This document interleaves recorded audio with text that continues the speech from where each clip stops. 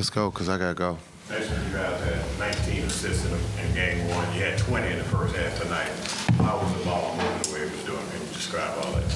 Yeah, I thought the guys did a great job of executing the game plan. I thought the ball was moving.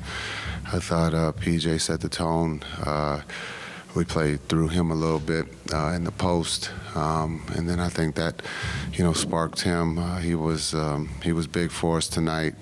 But I thought we didn't go to Luka or Kai early. We just played, let the ball find them. But we were going to other guys, and I thought the ball was moving. Guys were moving. We were unselfish, and guys were making shots.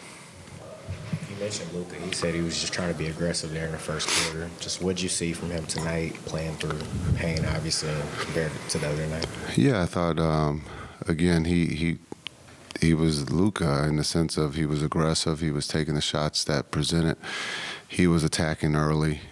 He wasn't settling. And so whenever he puts his head down and he's trying to get to the basket or his mid-range, and when you can see he starts to make those and then he starts to make the three, then he kind of will dictate what shot he wants to get going. And so I thought he was aggressive. He helped set the tone, but I thought our defense was really good tonight. P.J. Washington had those 5 threes in the first half. He ends up with 29 points, 7 3-pointers. Can you talk about that kind of lift that he provided and what it meant for the club?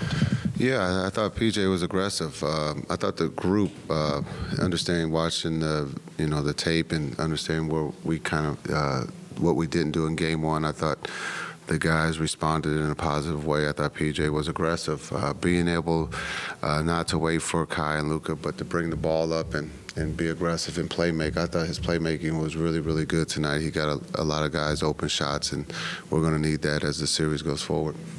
You mentioned responding. It's not the first time this year you guys have responded to a tough loss and doing it on the road. What is it about the team's makeup that you guys have done this so often this year?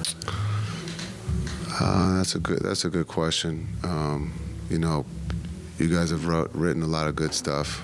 So we'll just stick with whatever you guys write. You just talked about players, Jason. I believe you opened up the game with a PJ Washington post up. Was that just representational, or just the emphasis to make sure that the role players got going? Yeah, we wanted to be.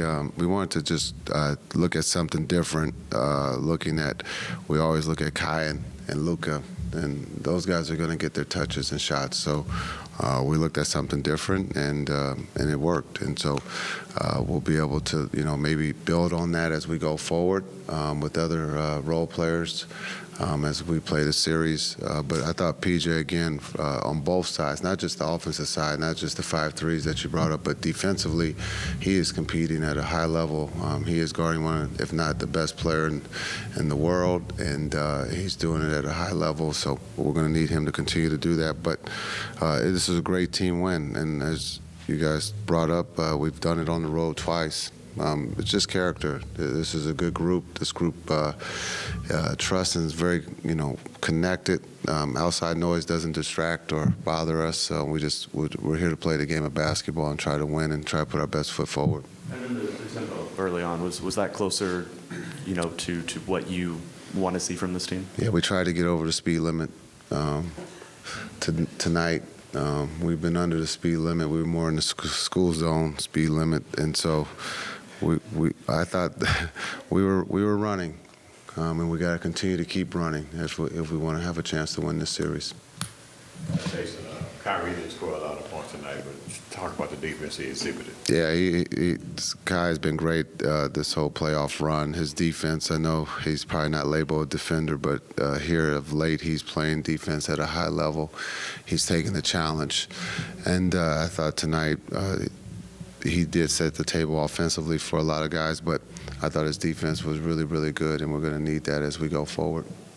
I know you already talked about the play off the bench, but can you emphasize like Timmy and Yeah. other guys on the bench and how they played tonight? Yeah, Timmy and Josh, D Live, everyone was, this is a great team win. It's not just one person who helped, when everybody participated, helped us. But I thought Timmy being able to make shots for us and then being able to get rebounds, and then Josh coming up with the 50-50 balls and his energy, I thought was great. And I thought D Live's energy was positive. And so a lot of positive things that we can build on and we're going to need, for Saturday afternoon. In tonight's third quarter, compared to last game's third quarter, you guys go down, but you respond this time around. What did you like about your team and how they responded this time around in the third quarter?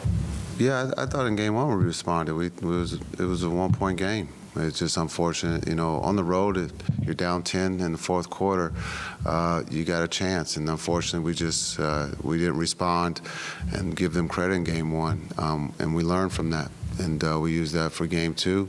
The group is always going to respond. We're going to fight. We've been down 31 and taking the lead in the playoffs. So this group is never going to, quit. They're going to play to the end, win or lose. And that's, I'm very lucky to have a group like that in that locker room. Coach, kind of just adding on that, do you learn more about your team in a game like this? Because like you mentioned, it was a gutsy performance. It was great. It wasn't always perfect, but you were able to make those adjustments that you talked about after that game one loss. Yeah, I know them. So if I don't know them by now, then I'm in trouble. So that's what, being able to know those guys, understand who they are and what they stand for as a team. And I'm very, again, lucky to be able to coach them. It's fun to coach because they're going to respond and they're going to keep fighting until the series is over. No matter if we win or lose, they're going to fight to the end, and that's what makes this group special. Coach, you talk about prior to the injury, what you saw out of him and moving forward.